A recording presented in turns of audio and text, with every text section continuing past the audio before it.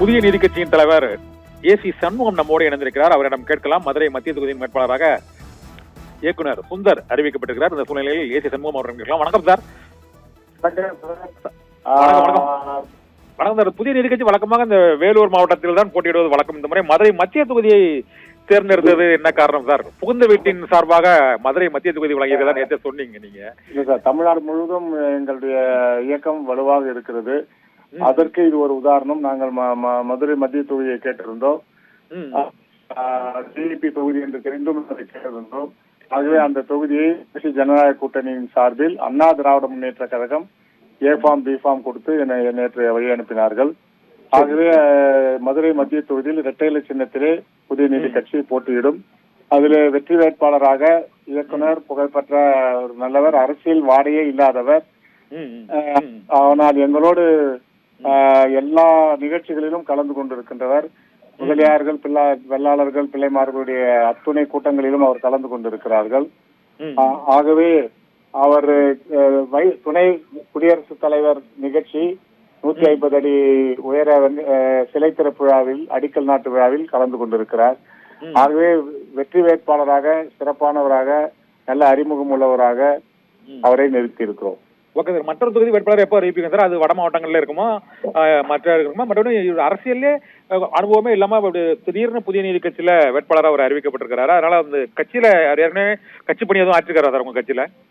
Sir, எங்களுடைய அத்துணை நாங்க வைத்திருக்கின்ற உலக முதலியார்கள், வேளாளர்கள், பிள்ளைமார்களுடைய கூட்டமைப்பில் அவர் தொடர்ந்து அங்கம் வைத்துக் கொண்டிருக்கிறார்.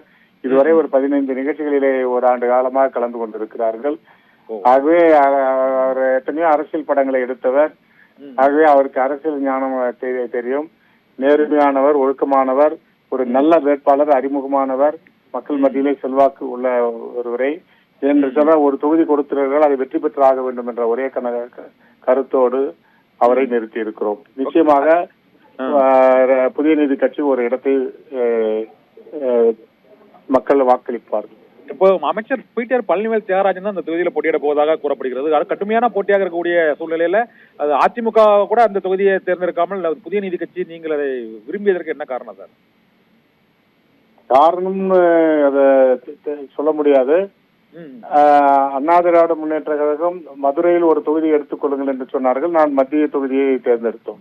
ஓ, நீங்க தான் முடிவு பண்ணீங்க. இப்ப இன்னொரு தொகுதி எந்த தொகுதி வட மாவட்டங்கள்ல இருக்குமா சார்? அவரு தொகுதி மாறுறாருன்ற ஒரு தகவல் வேற எனக்கு வந்துட்டே இருக்கு. அதனால அந்த தொகுதியை இது பண்றோம். இன்னொரு தொகுதி நாங்க பாரதிய ஜனதாவிடம் கேட்டிருக்கிறோம். அதிலே சிறப்பு அம்சம் என்னவென்று சொன்னால், அவர்கள் 27 தொகுதிகளிலே ஒன்றை எனக்கு ஒதுக்குகிறார்கள். ஆகவே அவருடைய சின்னத்திலே தாமரையிலே போட்டியிடுவோம். அவர்கள் ஒதுக்குகின்ற தொகுதியில் என்று சொன்னால், நான் 2014 3 லட்சம் வாக்குகள் தாமரையிலே வாங்கி இருக்கிறேன் வேலூர் நாடாளுமன்றத்திற்கு. இப்போது 2024 3 லட்சம் வாக்குகள் வாங்கி இருக்கிறோம். நடுவிலே 19 தேர்தலிலே அண்ணா திராவிட முன்னேற்ற கழக சின்னமான இரட்டையிலே 8000 வாக்குகள் வித்தியாசத்திலே அந்த வேலூர் நாடாளுமன்றத்தை விட்டுவிட்டோம். ஆகவே இந்த தொகுதியை நிச்சயமாக வெற்றி பெற வேண்டும் என்ற ஒரே நோக்கத்தோடு ஒரு மக்கள் மத்தியிலே செல்வாக்கு மிக்க ஒருத்தரை போட வேண்டும் என்றும் களம் இறக்கியிருக்கும். ஓகே, இப்ப நன்றி சார். எங்களோட நன்றி சார். தேங்க்யூ. எங்களோடு பல்வேறு தகவல்களை பயன்படுத்தி மிக்க நன்றி. மதுரை மத்திய தொகுதியில் இயக்குனர் சுந்தர் சியை போல வேலூர் மாவட்டத்திலும் தாமரை சின்னத்தில் தங்களது வேட்பாளர் நிறுத்தப்படுவார் என்றும் 2 தொகுதிகளிலும் வெற்றியை பறிக்க வேண்டும் என்ற எண்ணத்தோடு இந்த வேட்பாளரை அறிவித்திருக்கிறோம் என்றும், ஏற்கனவே இயக்குனர் சுந்தர்சி அவரோடு 15க்கும் மேற்பட்ட நிகழ்ச்சிகளில், அவருடைய கட்சியின் நிகழ்ச்சிகளில் அவர் பணிபுரிந்திருக்கிறார் என்பதாலும் மதுரை மத்திய தொகுதியை பொறுத்தவரை தங்களது கட்சிக்கும் சமுதாயத்திற்கும் அங்கு குறிப்பிட்ட செல்வாக்கு இருப்பதால் மதுரை மாவட்டத்தில் அதிமுக தலைமை கேட்டுக்கொண்டிருந்ததற்கு இணங்க மதுரை மத்திய தொகுதியில் தாங்கள் போட்டியிட்டிருக்கிறோம் என்றும் புதிய நீதி கட்சியின் தலைவர் ஏசி சண்முகம் தெரிவித்திருக்கிறார். இன்று மாலைக்குள் அந்த பாரதிய ஜனதா கட்சிக்கு ஒதுக்கீடு செய்யப்பட்ட அந்த 27 தொகுதிகளில் ஒரு தொகுதி தங்களுக்கு ஒதுக்கீடு செய்யப்படும் என்றும், அதுவே தாய் வீட்டு தொகுதி என்றும், இது புகுந்த வீட்டு தொகுதி என்றும் புதிய நீதி கட்சியின் தலைவர் ஏசி சண்முகம் நமக்கு அளித்த அந்த சிறப்பு பேட்டியில் தெரிவித்திருக்கிறார். பாலாஜி.